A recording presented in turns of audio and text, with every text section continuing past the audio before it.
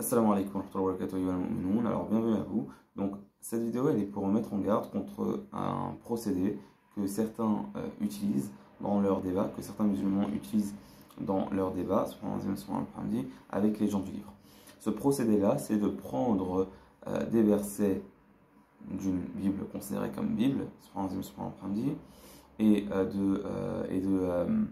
et de choses de la Torah pour débattre avec les gens du livre. Et ça, moi je considère que ce n'est pas à faire, et je vais l'argumenter. Ce n'est pas une attaque contre ces musulmans-là, mais c'est juste pour se conseiller la vérité, Inch'Allah, ainsi que la consistance.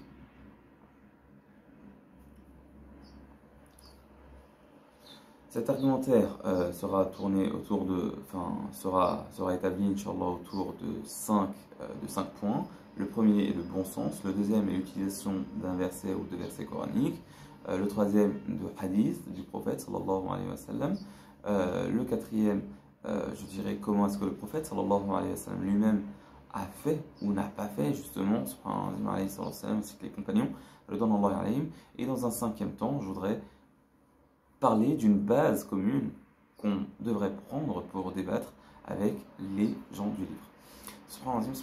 Donc commençons par le bon sens. Il est établi chez les musulmans que et la Torah et l'Évangile, qui initialement étaient justes, ont été falsifiés par des gens du livre. De plus, des choses y ont été ajoutées et des choses en ont été cachées.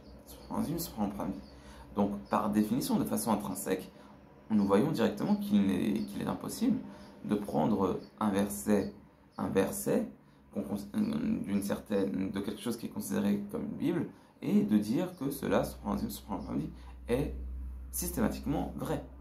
Vous voyez la défaillance qu'il y a, ou la faille qu'il y a dans le fait de faire cela, puisqu'on ne sait pas justement si ça a été falsifié ou pas. On ne sait pas si c'est un ajout ou pas. On ne sait pas si on prend un verset, si celui-là n'a pas été, quelque chose n'a pas été retiré. Donc comment est-ce que tu peux prendre comme référence ce verset? Deuxièmement, il y a un verset du Coran qu'on trouve dans Surat Al-Ankabut, où Allah Ta'ala dit أَوَلَمْ يَكْفِيهِمْ أَنَّ أَنزَلْنَا عَلَيْكَ الْكِتَابَ يُتْلَى عَلَيْهِمْ. Ne leur suffit-il pas que nous avons descendu sur toi le livre qui leur est récité? Il y a cette suffisance avec le Coran qu'il convient aux musulmans d'avoir, puisque le musulman et le croyant et la personne, l'être humain en général, doit suivre exclusivement la vérité, doit suivre exclusivement la lumière,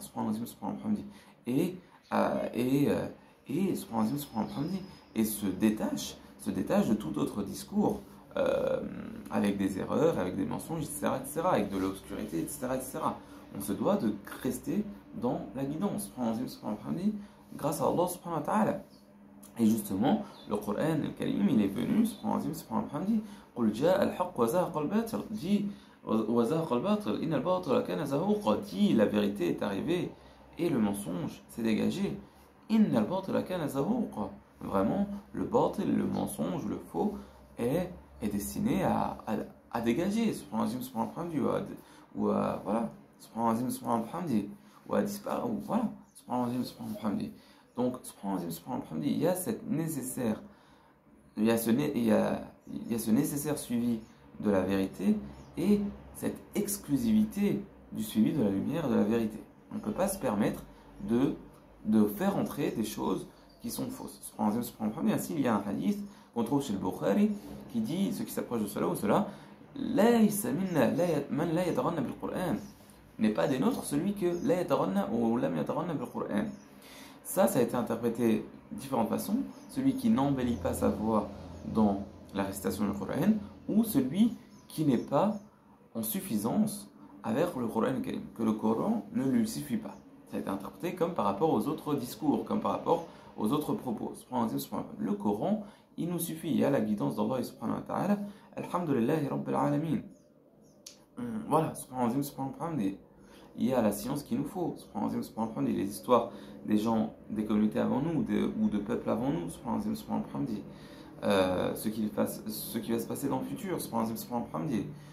La guidance, le halal et le haram, etc. Dans le Coran Karim doit nous suffire. De plus, Omar ibn al-Khattab, comme on trouve dans un hadith chez l'imam Ahmed, et qui était considéré comme bon, et bien, Omar ibn al-Khattab, il est arrivé avec quelque chose d'un évangile prétendu ou d'une Torah évangile, et le prophète sallallahu alayhi wa sallam, ou proche de cela, il lui a recommandé ou lui a interdit, il lui a recommandé de ne pas faire cela ou lui a interdit cela.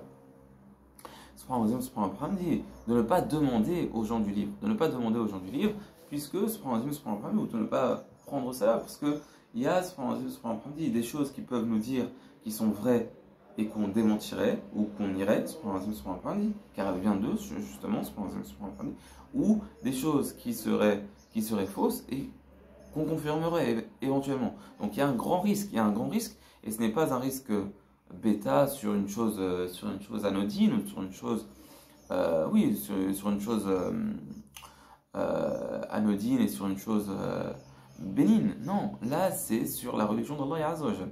Donc c'est quelque chose de très important. Le Coran Karim nous est venu, voilà, donc il convient de prendre le Coran Karim et de prendre la vérité, la lumière de façon exclusive. Le Coran est venu, alhamdulillahi rabbil alamin. Donc voilà le verset, les hadiths qui nous poussent à ne pas prendre des versets comme ça. De la Bible. Ainsi, le prophète sallallahu alayhi wa sallam aussi, quand par exemple le prophète sallallahu alayhi wa sallam, il prenait le Coran Karim et il disait ce qu'il y avait dans le Coran Karim avec les gens du livre, notamment avec l'histoire des gens avec des gens du livre qui étaient venus de Najran, qui étaient venus et le prophète sallallahu alayhi wa sallam a fait et a dit ce qu'Allah subhanahu wa ta'ala lui a enseigné. Dans le Coran Karim, on trouve cela dans Surat Al-Imran. On trouve ce qu'on a à dire aux gens du livre. On trouve ce qu'on a à dire aux gens du livre. C'est quand même étonnant. Que des gens délaissent, pour parler de religion, délaissent le Coran Karim et utilisent la Bible, ou ce qui est considéré comme Bible, mais la hawla wa la quwwata illa billah, alors qu'il est musulman, ou qu'il se dit musulman. Il y a, c'est la hawla wa la quwwata illa billah. Donc, c'est étonnant et nous on voit que c'est pas forcément ce qui est à faire. Et le prophète sallallahu alayhi wa sallam ne leur disait pas, voilà, votre Bible, il est dit que il y a le Père, ou je ne sais quoi, etc. En plus, le mot Père, comme si c'était faites attention. On sait très bien, dit que la miel doit la miel qu'on l'a au kufuan ahad. La ilaha illallah. La ilaha illallah. Subhanallah, craignez Allah et Azza wa Jal. Craignez Allah et Azza wa Jal. Subhanallah. Donc, voilà, et ni les compagnons, il est rapporté qui faisaient cela. Il y a néanmoins des cas précis où, par exemple, ils ont demandé au prophète sallallahu alayhi wa sallam de juger avec eux à propos de gens de l'adultère, de gens qui avaient fait l'adultère, mais ils ont hukmullah dans la Torah. Et il leur a montré qu'il cachait quelque chose de la Torah sur la lapidation. Il y a des cas précis où, par exemple, dans Surat Al-Imran, dans le fait que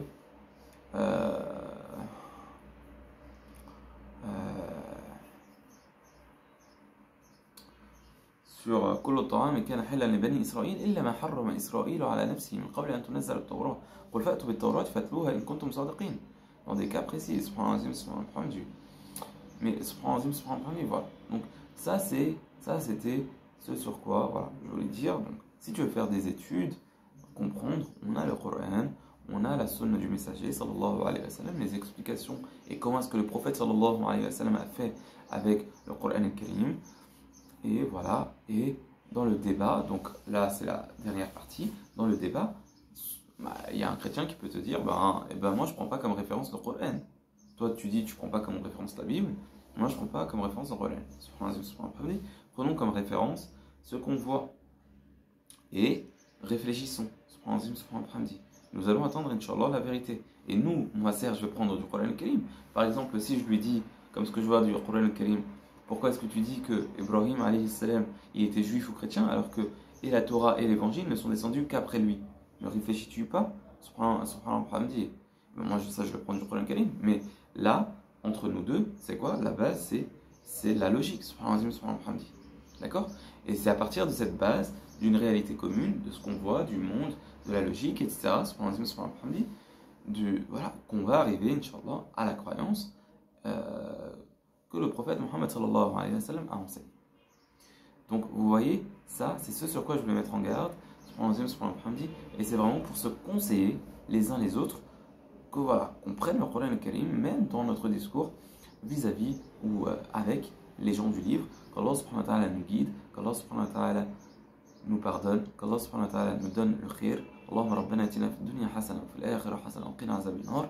Subhanaka wa bihamdika nashhadu an la ilaha illa anta nastaghfiruka wa natubu ilayk. Nastaghfiruka wa natubu ilayk. Nastaghfiruka wa natubu ilayk. Wassalamu alaykum wa rahmatullahi wa barakatuh ayyuhal mu'minun et ciao à tous.